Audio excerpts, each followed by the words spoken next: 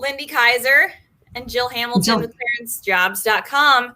Thank you for joining us live to talk about Cleared and Educated, what higher education means for compensation. Yes. Thank you, Jill. No, it's great. It's a good topic. Why is our name so long? It won't fit into a banner. George Washington University Colonials. We were almost trendy because bachelor's degree bias had been trending on LinkedIn for the past few days because of a Washington Post article discussing DEI, diversity, equity, inclusion, huge effort.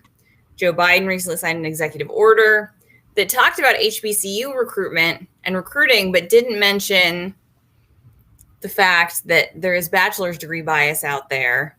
How do we maybe get people from non-traditional backgrounds? Here at Clearance Jobs, we can tell you it pays to have a degree, though. So tell us more, Jill, your education white paper that we recently launched on the site. Yeah. I mean, we did look into what jobs pay for people with that have a clearance and a high school diploma or a GED. And the major differentiating factor there is the occupation you choose, as well as your years of experience. So years of experience still was a big factor, I think, overall. No matter what way you look at it, you really can't take away from the years of experience that people have. Their compensation usually does grow over time. And then some fields it just grows more. But when it comes to just having a high school degree or GED or the equivalent of that, years of experience moves the compensation dial up. But specifically on education, when you add to that, there is a gap between a bachelor's degree, what you can make, and then if you take it to the next level, the master's degree. And you can look at it a lot of different ways, but there's a gap there. Well, I think that's worth pointing out. So bachelor's degree, we know already there's this baseline where having a bachelor's degree is going to improve your compensation. We've written about that on the site. I think the surprising thing is we kind of might consider a master's degree.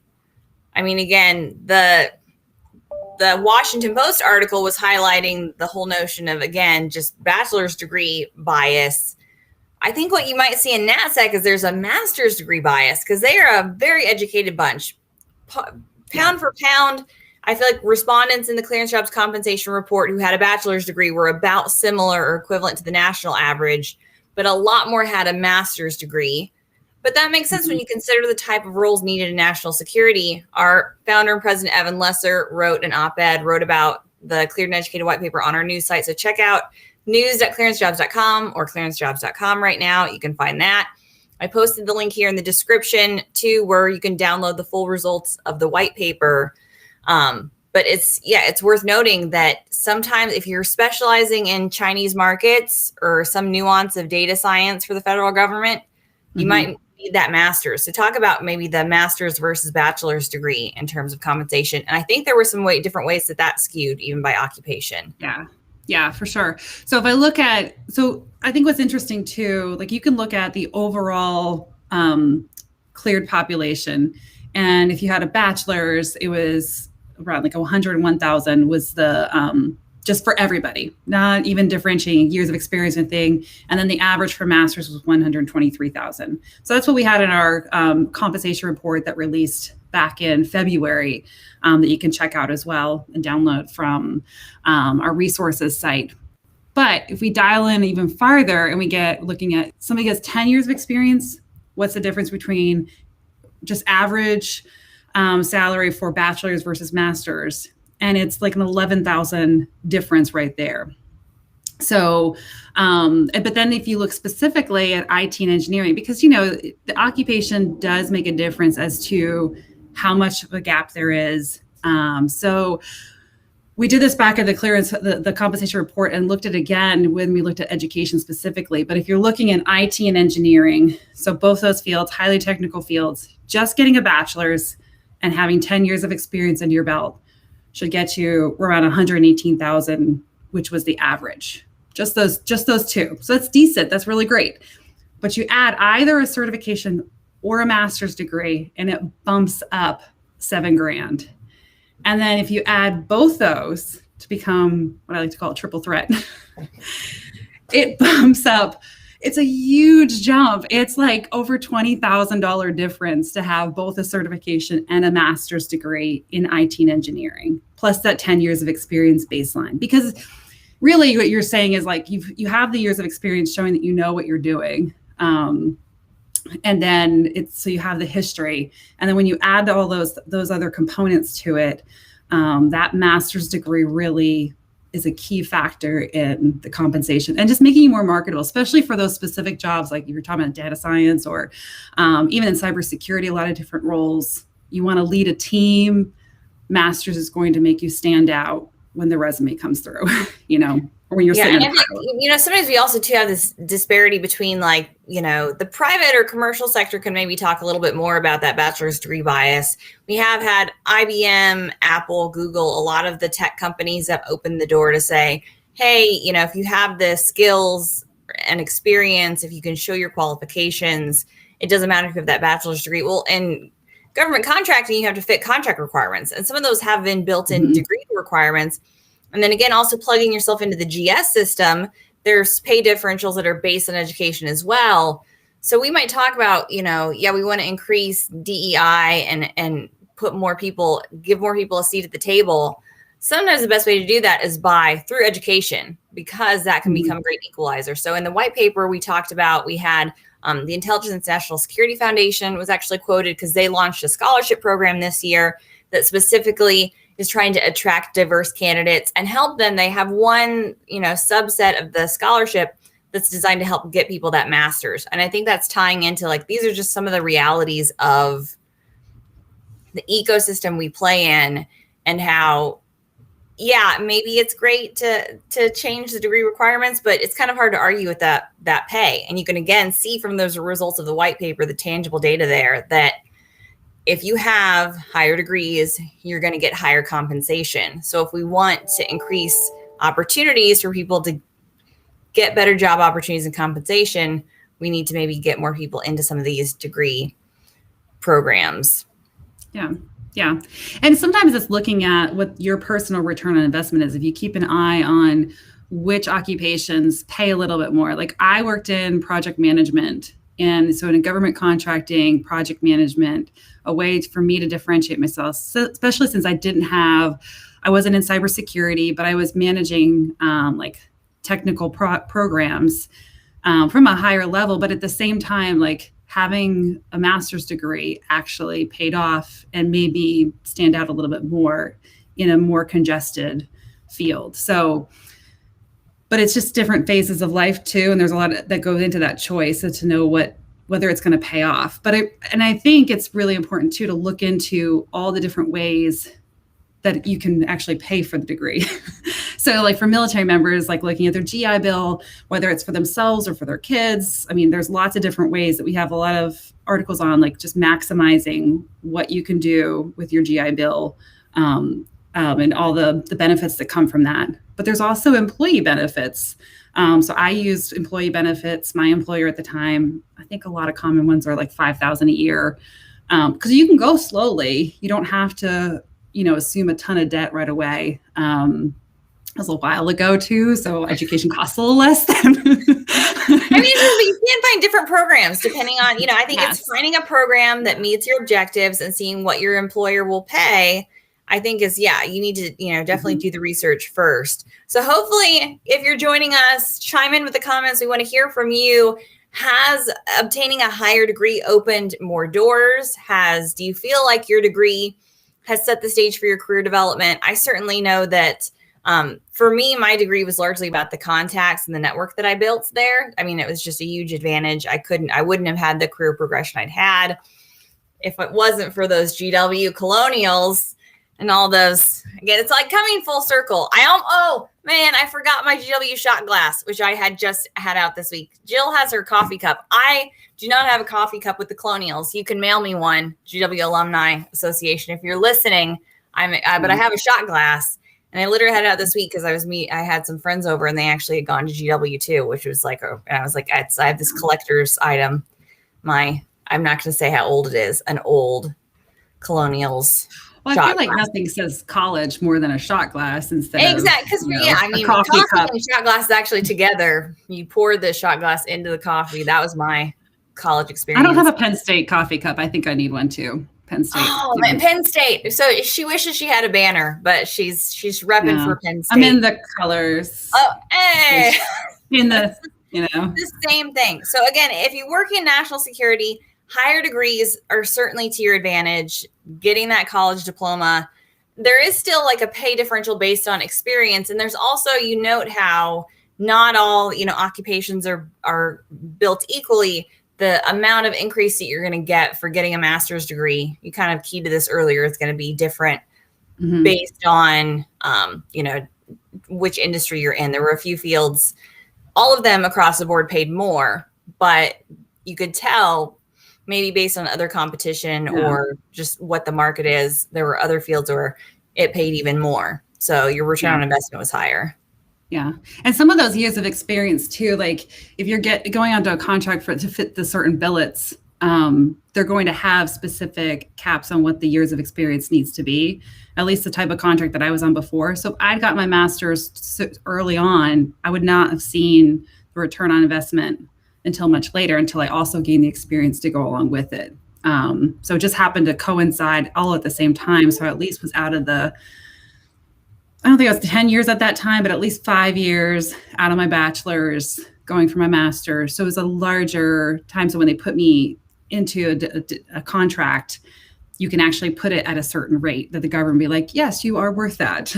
Cool. Yeah. You may charge that now. And the report highlights that too, the difference between millennials and Gen Xers. Millennials are probably not seeing that same pay bump yet. And it's because they don't have quite as many years of experience.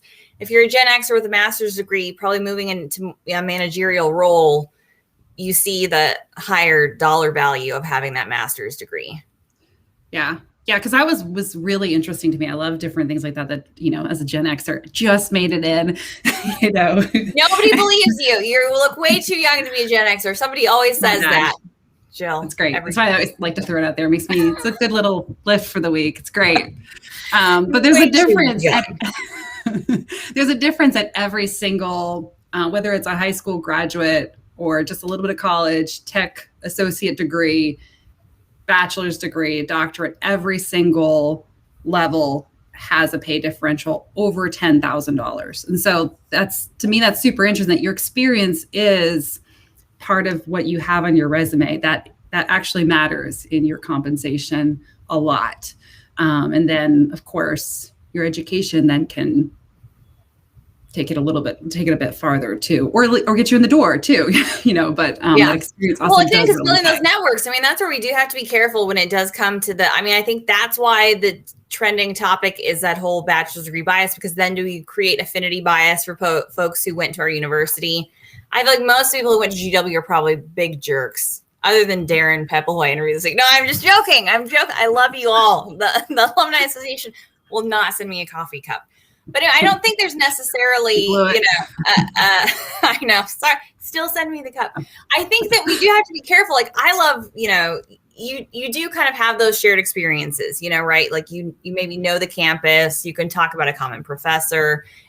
It creates those affinity networks. But I think I don't think that's the only thing that's getting people's foot in the door when it comes to employment and jobs. And it's certainly good to, we talk about, in terms of career development, you have to leverage every network that you can get. And so if you're, again, we're speaking to our LinkedIn audience, our Facebook audience here. If you're a career seeker or looking for career progression, you're not plugging into your university or alumni network, I think you're really missing out, because those university programs generally do a great job, especially if you went to a George Mason, if you went to a college that's in the DC metro area. I think, we highlighted the George Mason University, their Clearance Ready program in the white paper as well. A lot of those universities have great programs that will help to put you on track and connect you with employers in the region. And so if you're not taking advantage of that network, you're just leaving resources at the table that are at your disposal. Yeah. And it's really about finding things that you love to do, I think too. I think that's going to speak a lot, in an interview or connecting with people, but it also is part of the education.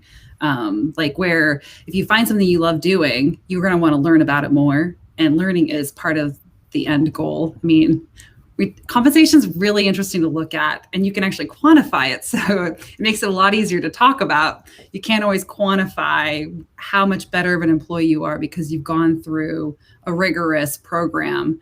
But there is something to it, the way it helps you think, and critical thinking skills, like all those things come alongside with going through some degree programs. Not all, but it does impact those things.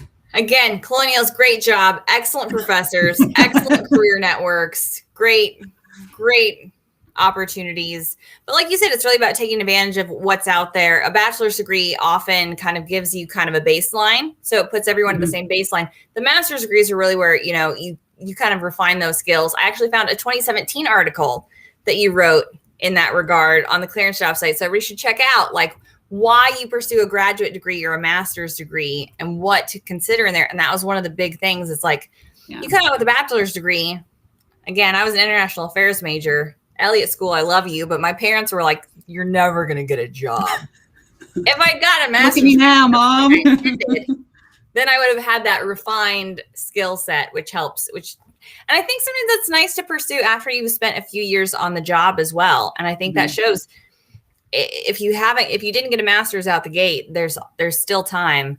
Like you said, especially if your employer is willing to pay for it, we can show from our compensation report that over time, especially, it does pay. There is a pay differential. So if you're wondering if you have the time, if you have, if you can find the resources, I think what the report shows is the path to higher education does pay off in terms of compensation.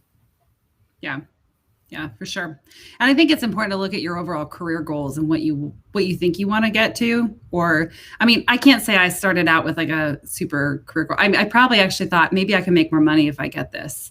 And it was actually along the way because I went back and forth for so long because it's is it going to be worth it? Because it's time and money.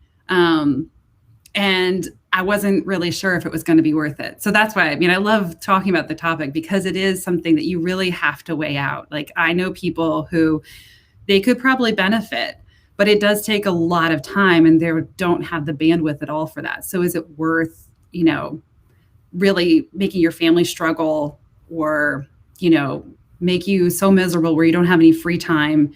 Maybe not, those are hours that are gone put into that. So it is definitely something you have to look at your overall goals, what your occupation is going to offer you, or is it a way for you to pivot into something else? I've seen people go back and just go to coding boot camps if they want to pick up a new skill set and then try to ease into things that way. So there's a lot of different ways to get at growing your career, but it was a decision that I probably hummed and hawed over least 6 months before I was like, that's let's good. go for it. It's like getting a tattoo. You don't decide at the last minute. Higher education, tattoo. You have to think about it for a few months. You have to wait. Again, you do a cost benefit analysis. Think about, because again, opportunity cost is the same as compensation. So is it going to take time away from your family that you can't afford to lose? Is it going to take time away from other career progression? You're going to miss out on opportunities within your workplace because you're pursuing your master's degree. So I think it's, and we do talk about, it was only 4% of respondents that just had that high school diploma, but still the compensation differential, if you had a high school diploma and 10 years of experience, your pay was pretty significant, especially depending on which region of the country you're in. You were certainly way higher than the national average and able to make a very good living. So it is a very individualistic decision. And a large percentage of them also were working in cybersecurity or IT fields, and they, along with the 10 years of experience, had a large bump up from what the entry level, or is significant, like over $20,000 difference between an entry level versus later on when you're compared to the overall field. So there are certain occupations in the cleared industry that do well with having the high school diploma or GED. So what we're talking about today is Cleared and Educated, our most recent. I just keep throwing it out there because I really want a coffee cup. They're not going to send me one because I've made sarcastic comments about them. I love you. We're talking about Cleared and Educate, our most recent clearance jobs white paper. Check it out. We have the link where you can download the full results. Again, if you're trying to justify getting a master's degree, if you're trying to get, maybe an employer to pay for a master's degree or show the benefits of it, you can see like, hey, this is what in my industry, a lot of people are getting master's degrees. This is what, this is what's out there. I think it's always worth knowing what's going on in the market, and our white papers and content are a great way to learn about that. So check it out. If you have questions, again, we want to hear your experiences. So we'll be tuning into the chat later and seeing what folks came up with. Do a shout out for your college or university, whatever it is. Go Colonials. Yeah. Go Penn State. Penn State. Nittany Lions. Woo. Nittany Lions. Hey, I should have known that. They're kind of a big deal. I don't know. Yeah. Anyway, everybody has to rep. Colonials, we never had a football team, so we kind of missed basketball. They kind of got good at basketball at one point, but right. It's good to not over diversify. Some people just go too much, but you got to put it all into basketball. There's nowhere to put a football stadium at GW. We used to have one, and it's now the World Bank. So I feel like we gave back to the world because we used to have. You might have given something back to. I may have once been a campus tour guide. I mean, I can walk backwards and talk at the same time. I can see that as long as you can use the hands. One of my I also know the fight song. We're gonna stop it right there. Please download the report. Anything else that you wanted to highlight, Jill, that we didn't? I think we got it all. Just have to read the rest. Those are the highlights. It pays to be cleared and educated. So maybe that's the secret sauce, the clearance. There's a higher value to having a security clearance, having that credential, and then adding higher education to it. Mm-hmm. There's just a level of competency and trust combined that employers want. Put it all together. On that note, read the report. Go Colonials.